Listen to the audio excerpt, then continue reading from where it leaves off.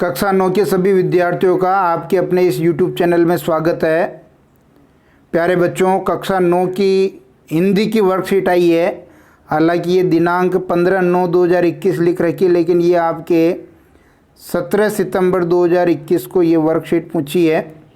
इसी का आज हम यहाँ हल देख रहे हैं। राहुल सांकृत्यायन आपके ये लेखक हैं। लासा की ओर जो इनकी रचना लग रखी है, घुमक्कड़ शास्त्र घूमते रहने वाले जो लेखक है राहुल सांकृत्यायन।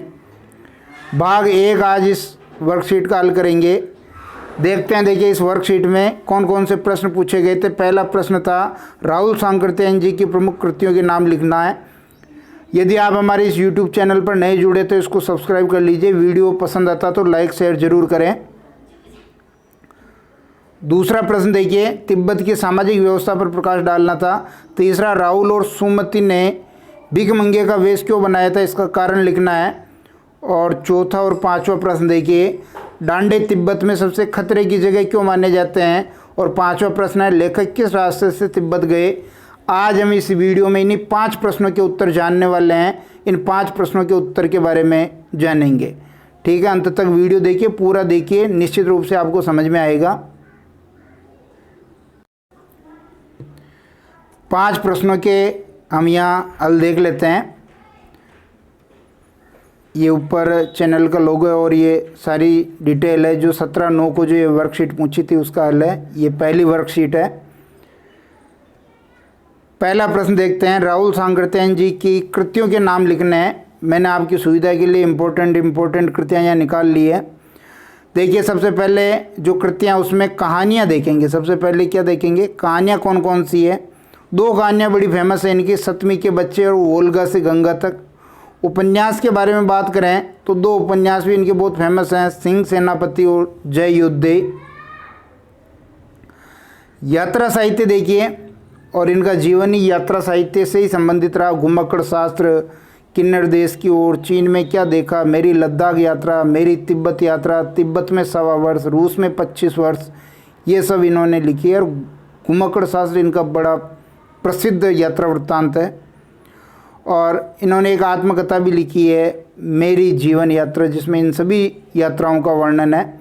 ये सांकृत्यायन के बारे में, उनकी रचनाओं के बारे में था।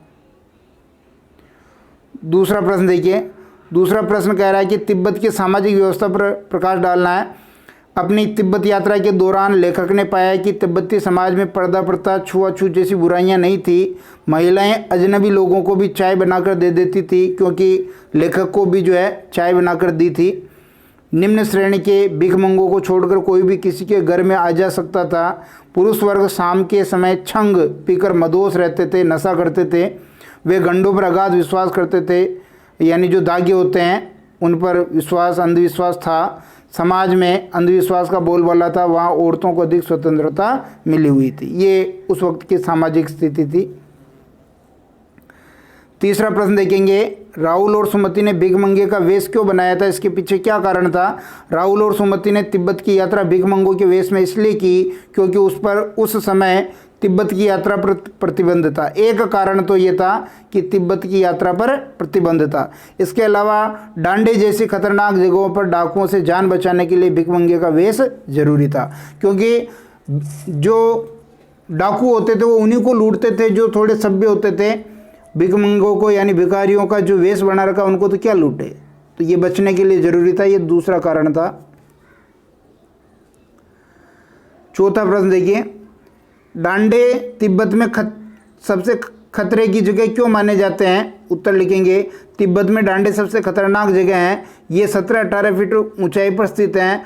यहाँ आसपास गांव न होने से डाकुओं का भय सदा बना रहता है। इस जगह पर डाकुओं के कारण जान माल का खतरा बना रहता था।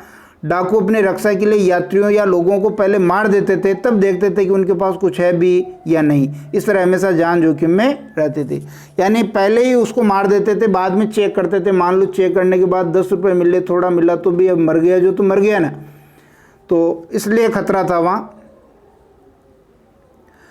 5वां प्रश्न देखिए, लेखक किस रास्ते से तिब्बत गए। लेखक नेपाल से होकर तिब्बत गए थे, नेपाल वाला रास्ता था। ये व्यापारिक ही नहीं सैनिक रास्ता भी था, इसलिए जगह जगह फौजी चौकियां और किले बने हुए थे जिनमें कभी चीनी पलटन सेना के लिए आया रहा करती थी। फरी कलिंगपोंग का रास्ता जब नहीं खुला था तो नेपाल ही नहीं हिंदुस्तान की भी चीज़ें इसी रास्ते तिब्बत जाया करती थी। बाद में तो ये रास्ता खुल गया था। तो इस वर्कशीट के ये 5 प्रश्न हमने यहाँ हल किए। निश्चित रूप से ये वीडियो आपको पसंद आएगा।